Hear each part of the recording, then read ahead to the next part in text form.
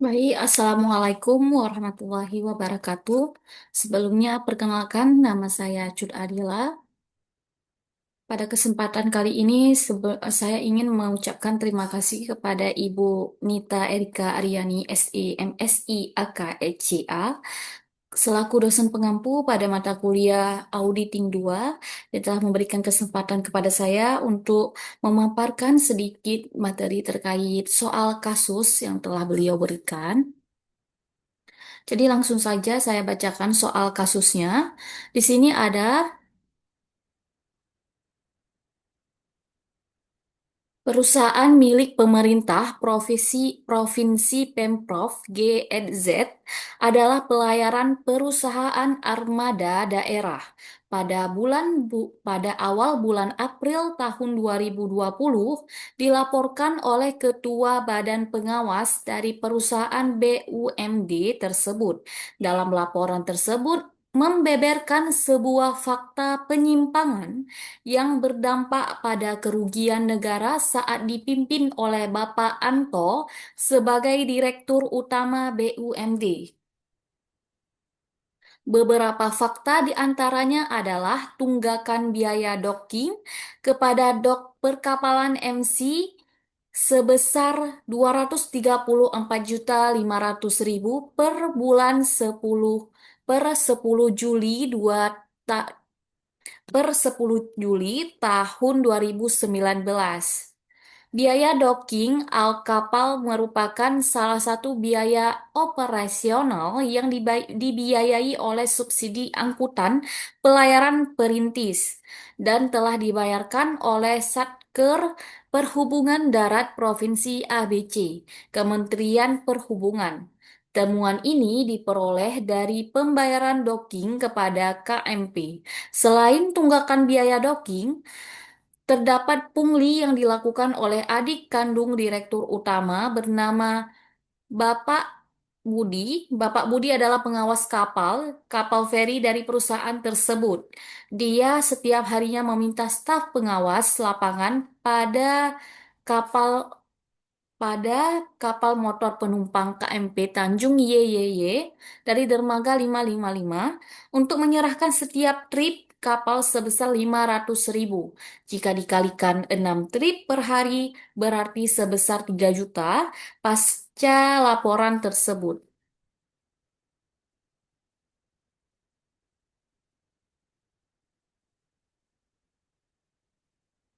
Berikut lanjutan soal kasus tersebut.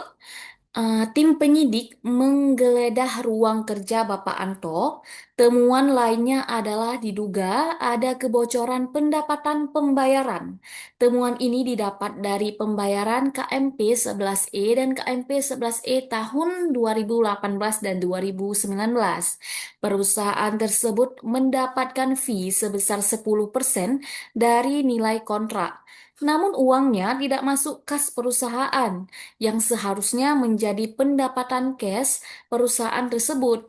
Tim pemeriksa sejumlah dokumen, Tim memeriksa sejumlah dokumen di ruang kerja sang direktur utama. Mereka meneliti satu persatu dokumen dalam berita acara tahun 2020 pada saat penggeledahan Bapak Anto tidak berada di kantor. Informasi yang diperoleh yang bersangkutan sementara berada di luar provinsi GNZ. Jadi dari soal kasus tersebut terdapat 6 soal yang harus kami jawab. Jadi soal nomor satu adakah indikasi ketidakwajaran dalam kasus tersebut?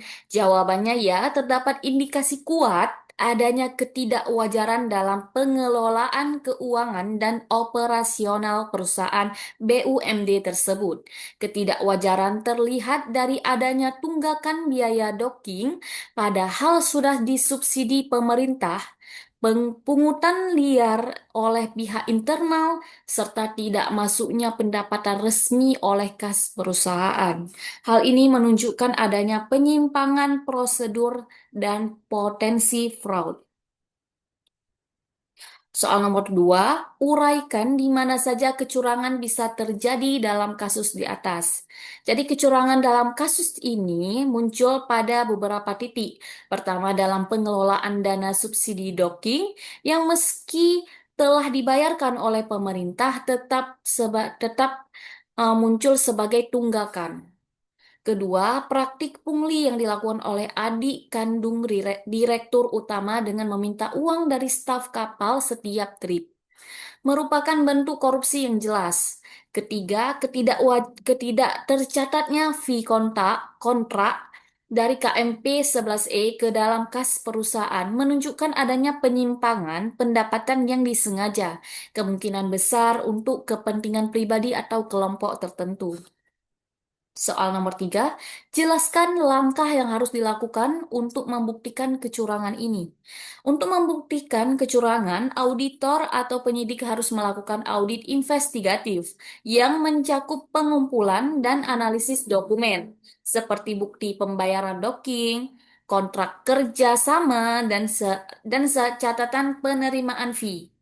Wawancara kepada saksi internal dan eksternal juga penting dilakukan. Selain itu, pelacakan arus kas dan rekonsiliasi antara laporan keuangan dengan bukti fisik dapat mengungkap selisih atau dana yang tidak tercatat eh,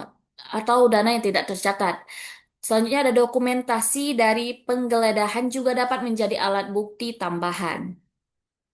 Soal nomor 4, sebutkan kerugian atau potensi kerugian yang diderita BUMD dari transaksi tersebut. Siapa yang bertanggung jawab? Jadi jawabannya, kerugian yang diderita BUMD meliputi kerugian finansial akibat hilangnya potensi pendapatan dari fee kontrak, beban operasional tambahan karena tunggakan docking, dan kerugian akibat pungli yang mencoreng integritas institusi. Selain itu, BUMD juga menderita kerugian reputasi yang bisa berdampak jangka panjang terhadap kepercayaan publik dan mitra bisnis. Pihak yang paling bertanggung jawab atas kasus tersebut adalah Direktur Utama sebagai pemegang kendali tertinggi, serta Bapak Budi yang secara langsung melakukan pungli. Manajemen dan pengawas internal juga turut bertanggung jawab jika terbukti lalai. Nah, soal nomor 5, bagaimana tanggung jawab Anda jika Anda sebagai seorang auditor dalam mengungkapkan kasus ini? Baik, di sini saya akan menempatkan diri sebagai auditor ya.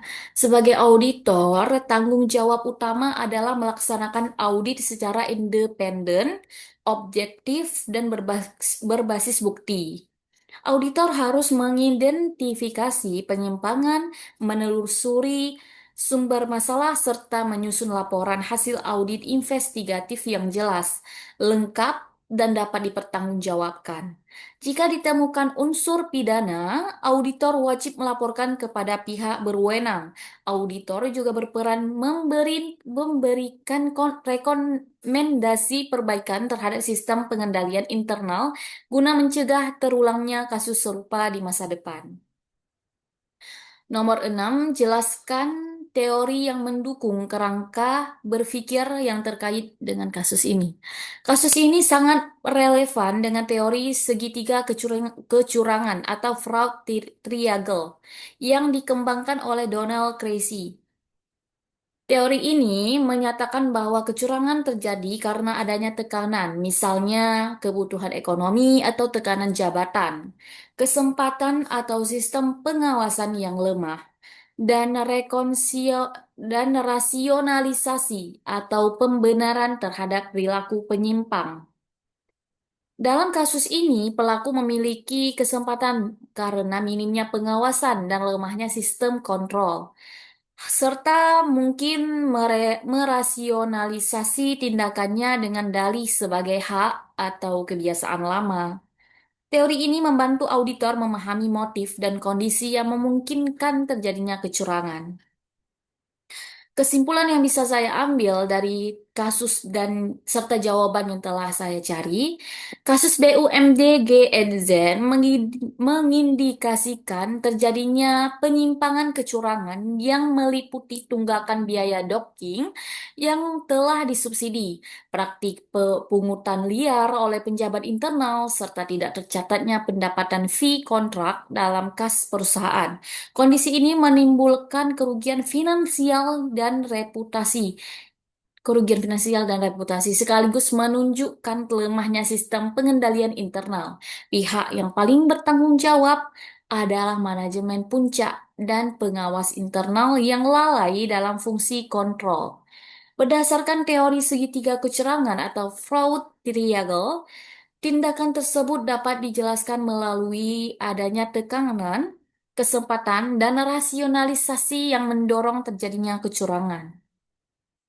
Saran yang bisa diberikan kepada perusahaan tersebut ialah untuk mencegah terulangnya kasus serupa, perusahaan BUMD GEZ perlu memperkuat sistem pengendalian internal, meningkatkan fungsi audit internal, serta menerapkan prinsip transparansi dan akuntabilitas dalam setiap transaksi. Selain itu, perusahaan harus menyediakan mekanisme pelaporan pelanggaran, memberikan sanksi tegas kepada pelaku kecurangan, melakukan rotasi jabatan secara berkala, dan menanamkan nilai integritas serta etika kerja kepada seluruh pegawai agar tercipta budaya kerja yang jujur dan bertanggung jawab.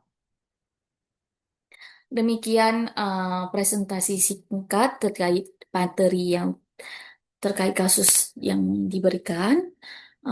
Lebih dan kurang saya mohon maaf. Wassalamualaikum warahmatullahi wabarakatuh.